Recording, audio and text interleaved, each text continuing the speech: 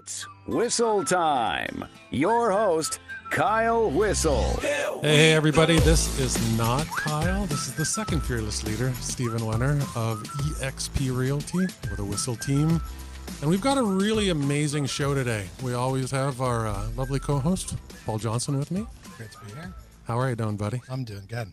That's awesome. And we have some really amazing guests. So we've got Mr. Jesse Doubek. How are you, buddy? Hey, good. Doing great. Thanks for having me. Hey, you're looking great. You're in your basketball attire. You make me feel like I want to go play some sports right now. Let's do it. Let's go play right now. I'm down.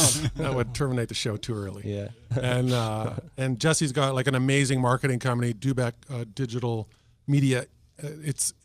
They've blown my mind. I literally just met Jesse about a week and a half ago, and the things that you're doing, I'm so excited to share with our listeners. And something that's super special to my heart, and I'm really blessed that Zesty could put this together. We have Sandra, Cima over here from Honor Flight, and we're really going to get into that, and I'm really going to get into that. Great. But I'm super excited that you're here, and how are you? I'm great, and I am so excited to tell all your listeners about Honor Flight. That's fantastic. So the way we always start off the beginning of the show, and we didn't have a chance to really go over that, but it's mostly like, what's up, current events, all the good stuff that's fun in life and things that we kind of just want to share on a general basis before we start to dive into what we all do. So what's going on in everybody's life? We just had Labor Day, and I don't use a lot of sound. I don't use a lot of sound buttons, Steve, but this is happening. Yeah. Right, it's coming up.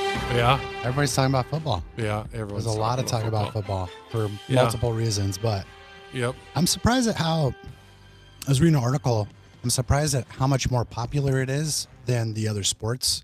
I personally am a big basketball fan. Mm-hmm. I follow football some. I don't watch a lot of football, but I mean, it's like a 3-to-1 margin. Profitability, viewership, attendance. It's kind of nuts. So let me ask this, because you were working your way up to be a pro basketball player, right? That was your dream, Yeah. and then your knee kind of went sideways on you, and so.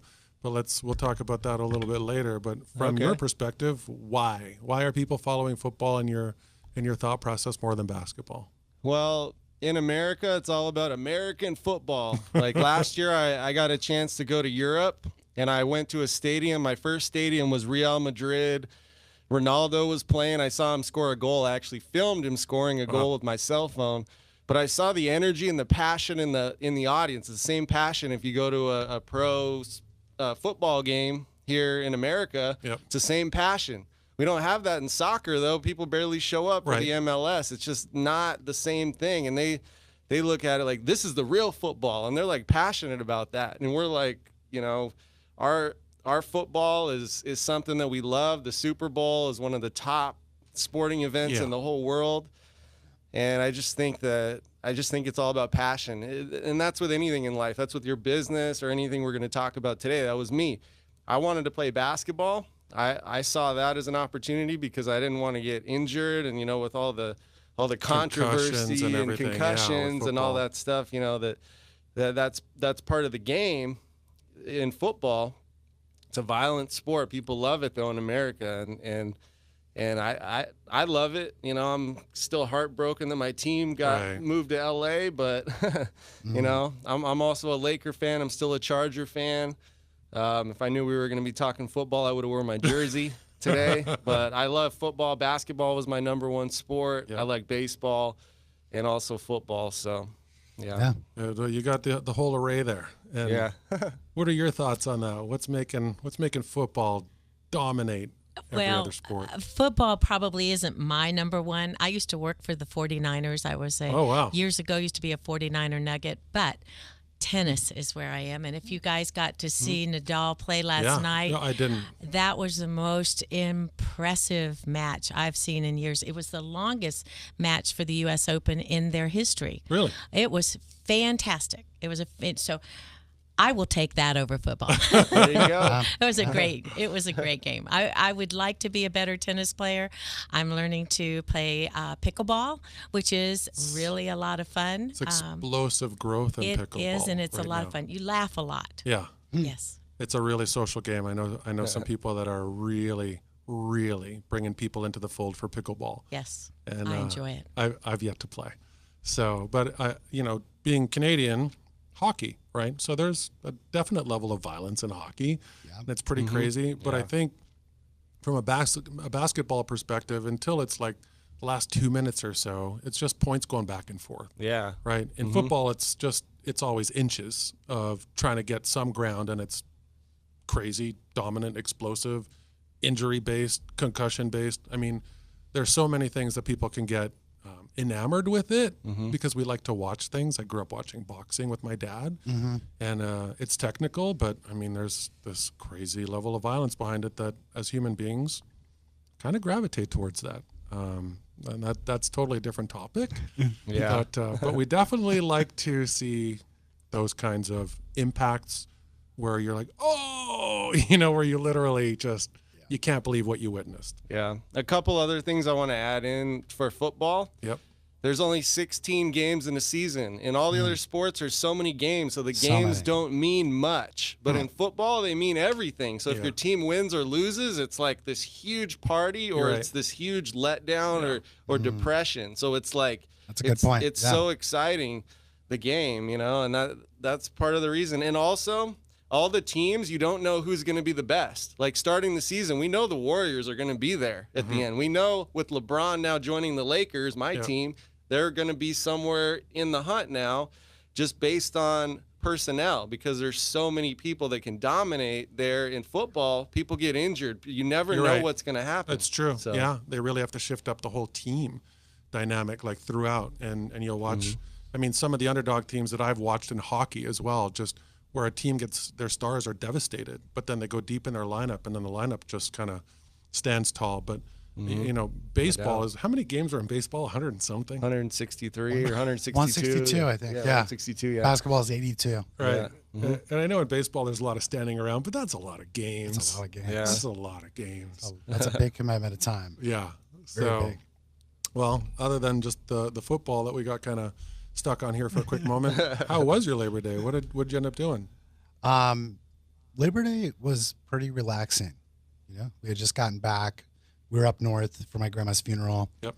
We got back on Sunday, and so we just kind of took it easy Monday and played with the kids and barbecued and just relaxed at the house. Nice. It was nice. And yourself, Jesse? Spent a lot of time at the beach. A lot of the kids went back to school, so there's a lot more beach to enjoy now. More beach real estate. It's you're the real estate guy. More beach real estate. Also some time with the family. So nothing too crazy. Nice. And yourself, Sandra?